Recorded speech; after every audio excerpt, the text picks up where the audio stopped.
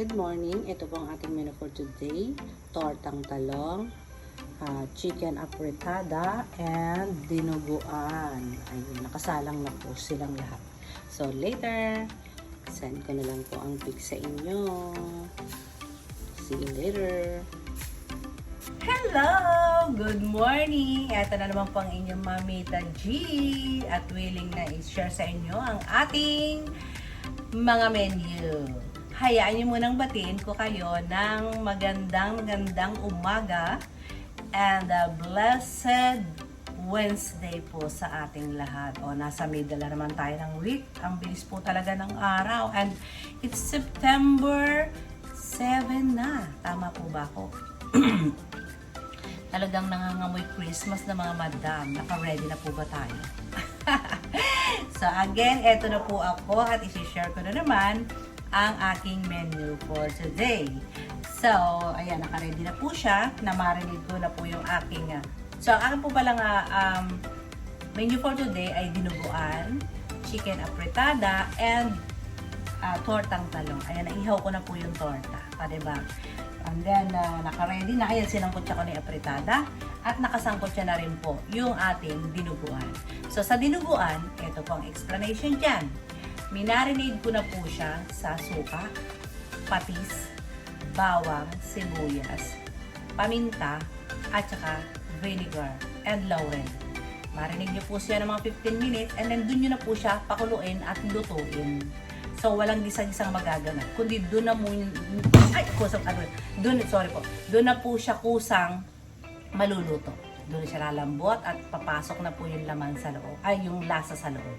Ganon din po sa chicken apretada.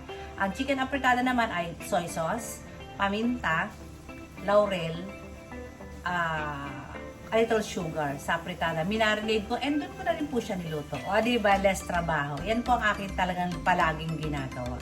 Minamarinate and then doon ko na siya niluluto sa kanyang sariling sauce. Okay?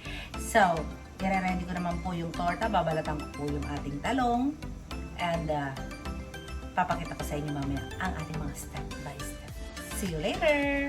A few inches later. Hello! I'm back po. So, ayun. Eto, tinimplahan ko na yung egg na panglagay natin sa ating tortang talong. So, nilagay ko lang po dito ay konting asin at saka magic sarap. Okay? And then, dito naman po sa ating apretada, diba, dahil malambot na yung manok, nilagay ko na po yung carrots, patatas, and bell pepper, and the tomato sauce. So, pag kulo niya na mga 10 minutes, it's done. Diba? Ang bilis na ng apretada. Alam ko naman, alam nyo na yan.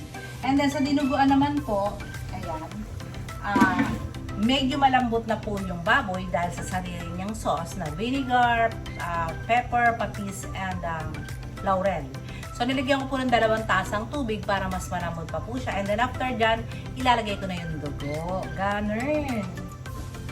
So, for the meantime, habang chumichika ako sa inyo, ay tatalupan natin ang talong.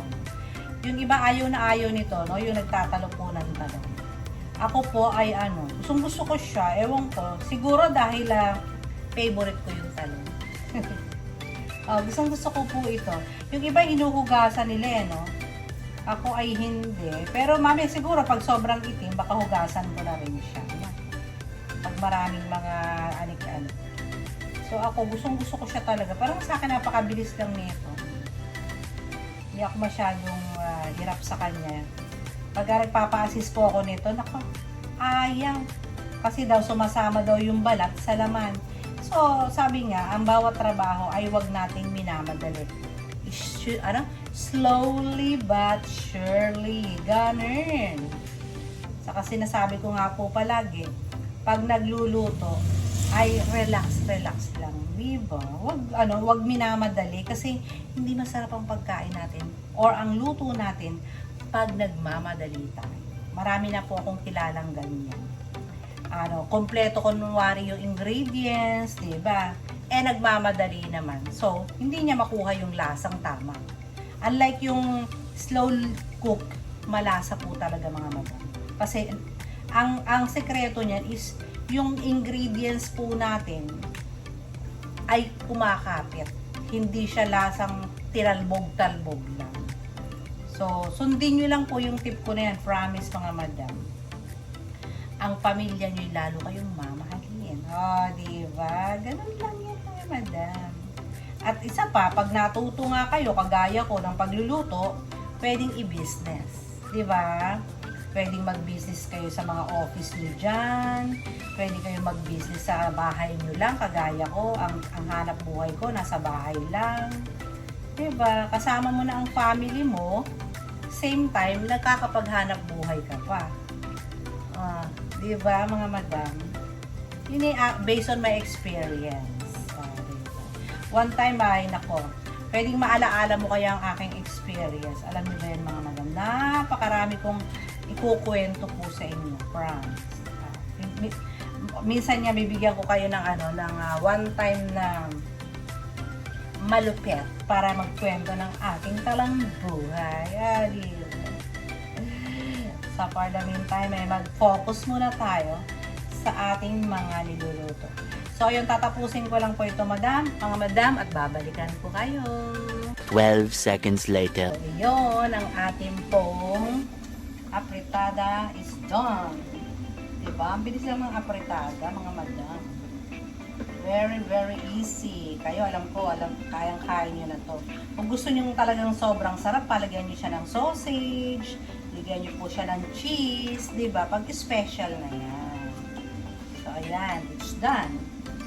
Ngayon, ay atin ang papatayin yan. At dito tayo sa dinuguan naman. Lalagyan na natin po yung dugo. Malambot na po ito eh. So, I will put the dugo. Ito na siya. Kailangan po, mga madam, ay may suka na yan, ha?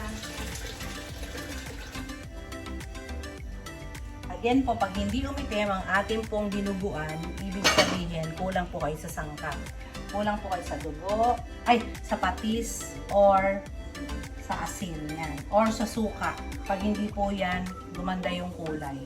Yun po ang sekreto ng dinuguan. So, continuous stirring lang po tayo dito dahil ito po ay sensitive, biglang namumuo. Lagyan na natin yung ating seal. Yung iba, puputulin ko para may kick yan. Kita nyo yung talagang, malasahan nyo yung anghang. So, ito, I think, may suka or may vinegar is kulang, mga madam. So, lalagyan pa natin ng vinegar. Hindi po totoo yung pag nilagyan ng suka, aasim, nahihilaw, hindi po totoo yun. Patagalin nyo lang yung luto nung dinuga nyo, yun ang sekreto doon. Iitim din po yan at saka maluluto yung suka. Ganyan muna, hintayin ko muna siya ng isang kulo and then halo agad. Isang kulo lang yun, itakpa natin ng konti. And then mamaya continuous stirring na tayo. So, balikan ko kayo again. 3 days later. I'm back. So, ayan, mga madam, ang ating pong dinuguan. It's done already. Kailangan, matagal po talaga ito, ha. Tiyaga lang kayo kung gusto niyo po talaga ng dinuguan. Ako po talaga yung matagal magdinuguan. Talagang isang oras halos kung talagang hinahalo yan. So, it's done. And now, tortang talong naman. Siyempre, alam niyo na po yung ating tortang talong. So, diba? So, ayun, mga madam. Sana nagustuhan niyo yung aking menu for today again. Madali lang naman, diba? Dinuguan, apritadang manok, at tortang talong. So, sana napulutan niyo ng konting aral ang ating menu for today. So, that's all for today, mga madam. Maraming salamat po again. Paki-like, subscribe po ang ating vlog. Okay, thank you very much. God bless us all. Stay healthy always. Bye-bye!